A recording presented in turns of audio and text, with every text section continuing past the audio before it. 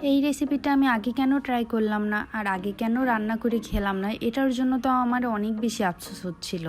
কুরবানি ঈদ পর প্রায় সবার ঘরেই গরুর মাংস রাখা থাকে, আর আমরা একভাবে গরুর মাংস ভুনা বা অন্য কোনো রেসিপি খেতে খেতে একদমই তো বিরক্ত।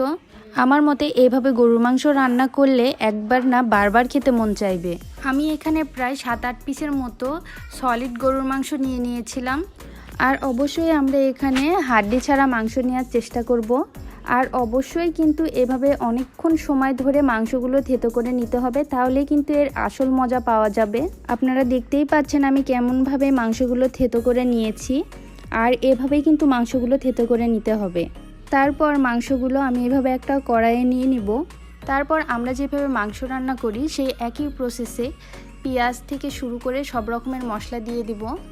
এখন দিয়ে দিচ্ছি আমি 2 টেবিল পরিমাণ আদা রসুন বাটা। তারপর আমি 2 টেবিল চামচ পর্যন্ত হলুদ গুঁড়ো অ্যাড করে নেব। ঝালের ক্ষেত্রে আপনারা কতটুকু ঝাল খাবেন এটা সম্পূর্ণই আপনাদের ব্যাপার। আমার কারেন্ট মরিচের গুঁড়া ছিল, সেই হিসেবে আমি 2 টেবিল চামচ পর্যন্ত অ্যাড করে নিয়েছিলাম। তারপর অ্যাড করে নেব লবণ, জিরা গুঁড়ো, শুকনো মরিচগুলো। আর এর মধ্যে কিন্তু অবশ্যই আলু অ্যাড করতে হবে, কারণ আলু দিয়েই মেন টেস্টটা পাওয়া যাবে। আপনারা এখন বলতে পারেন যে এর মধ্যে তো মাংসের থেকে আলুই বেশি দেখা যাচ্ছে। একবার রান্না করে এভাবে খেয়েই দেখুন, তাহলেই বুঝতে পারবেন। আর রান্নার পরে কিন্তু আলুগুলো মোটেও বোঝা যাবে না যে মাংসের মধ্যে আলু দিয়েছি কি না।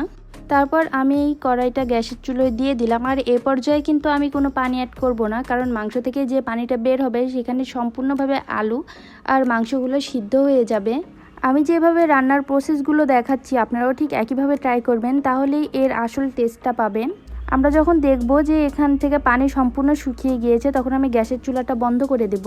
আমি যেহেতু আগেই সব মশলা অ্যাড করে দিয়েছি, তাই এই উপকরণগুলো ছাড়া আমি আর কিছুই অ্যাড করব না।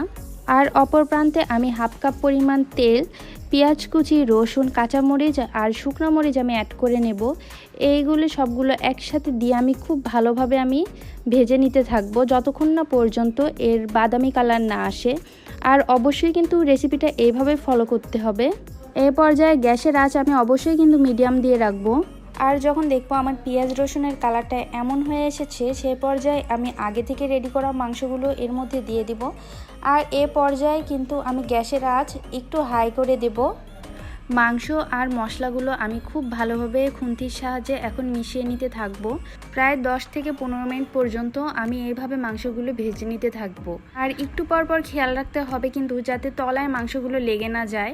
এখন আপনারা একটু খেয়াল করলেই দেখতে পাবেন যে আলুগুলো কিন্তু একদমই নেই, আলুগুলো সম্পূর্ণ মাংসের সাথে মিশে গেছে আর এর টেস্ট দ্বিগুণ হয়ে গিয়েছে।